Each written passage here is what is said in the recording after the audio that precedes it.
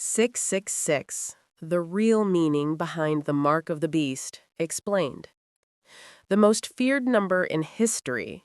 It's been called the number of the beast, tattooed on Hollywood villains and blamed for everything from barcodes to microchips. Parents avoid room 666 in hotels. Buildings skip the 66th floor. Some people fear the number so intensely they suffer from hexaphobia,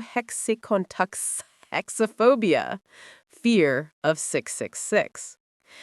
But what does Revelation 13:18 actually mean when it says, "This calls for wisdom. Let the person who has insight calculate the number of the beast, for it is the number of a man. That number is 666." The answer might surprise you. It's not about future technology, global currencies, or computer chips. It's far more clever and far more ancient than modern conspiracy theories suggest. What Revelation actually says. Revelation 13 describes two beasts, one from the sea, which represents political power, and one from the earth, which represents false religion. The second beast forces everyone to receive a mark on their right hand or forehead. Without it, no one can buy or sell. Then comes verse 18. Let the person who has insight calculate the number of the beast, for it is the number of a man. That number is 666. Key phrases. Calls for wisdom. This is a riddle requiring insight. Calculate the number. Mathematical or linguistic puzzle. Number of a man. It represents a specific person. And 666, or 616 in some manuscripts, the answer to the riddle. John isn't describing microchips or barcodes. He's using an ancient Jewish technique called gematria. Gematria, the ancient number code. In ancient Hebrew and Greek, letters also served as numbers. Each letter had a numerical value. By adding up the letters in a name, you could calculate its number. Hebrew gematria.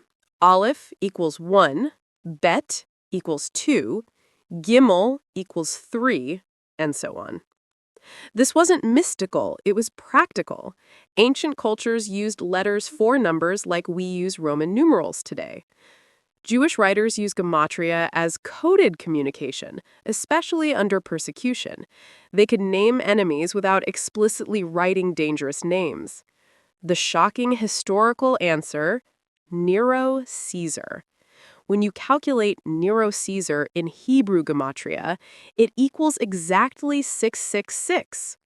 Nun equals 50, Resh equals 200, Vav equals 6, Nun equals 50, Kof equals 100, Samak equals 60, Resh equals 200, total 666.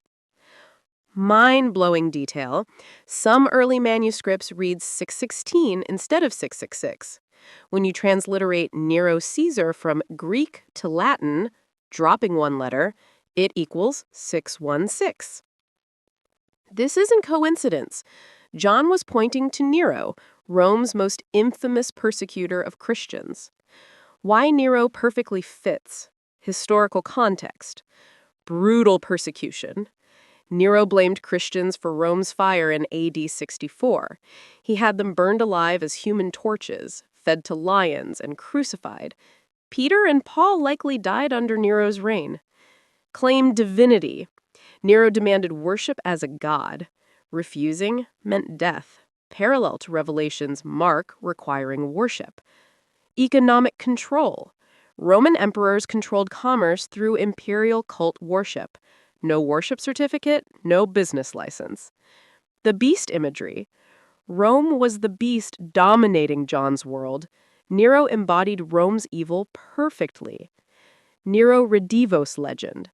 After Nero's suicide in AD 68, rumors spread he'd return from the dead. This terrified Christians, matching Revelation's description of the beast whose fatal wound had been healed, Revelation 13:3. But wasn't Revelation written after Nero? Most scholars date Revelation to AD 95 to 96 under Emperor Domitian. Nero died in AD 68. How can 666 refer to Nero? Possible explanations. Earlier dating.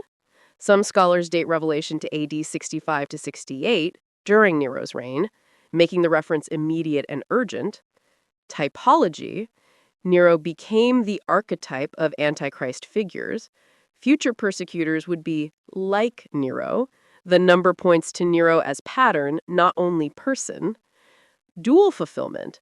Biblical prophecy often has immediate and future fulfillments. Nero was the first beast. Others would follow his pattern. The broader principle. Human government opposed to God. Whether 666 specifically identifies Nero or uses him as prototype, the principle remains. The mark represents human systems demanding ultimate allegiance that belongs only to God. The pattern throughout history. Roman emperors demanded worship. Medieval states required religious conformity. Totalitarian regimes enforced ideological loyalty. Economic systems pressure compromise for survival. The mark isn't literal ink or implant. It's the choice to compromise faith for survival. The symbolism of right hand and forehead. Right hand represents actions, work, labor, what you do. Forehead represents thoughts, beliefs, identity, who you are. The beast's mark on hand and forehead means total control over your actions and your mind. It's the opposite of Deuteronomy 6:8, where God's law should be on hands and foreheads. The question, will you conform your thoughts and actions to human systems that oppose God, or remain faithful regardless of cost? What about modern technology? Could 666 relate to barcodes, microchips, or digital currencies?